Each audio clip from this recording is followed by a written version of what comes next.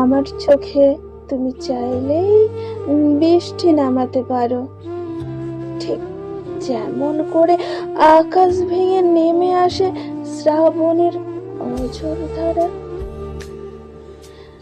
আমি নিজেকে তখন আর ধরে রাখতে পারি না, যেন বাঁধ ভাঙা নদীর মতো সব কষ্ট ঝরে পড়ে। যে কষ্টগুলো তুমি আমার ভেতর পাথরের মতো রেখে গেছো, সেই পাথরের মতো বুকের কষ্টগুলো তোমার এক পলকেই এক এক করে গলে যায়। আমি তখন নিজের পরিচয় হারিয়ে ফেলি, মনে হয়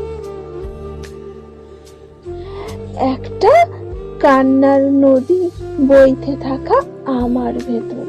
সেই নদীর স্রোত ধুয়ে যায় যত গ্লানি, যত দুঃখ, তখন আমার বুকে পড়ে থাকে শুধু শূন্যতা।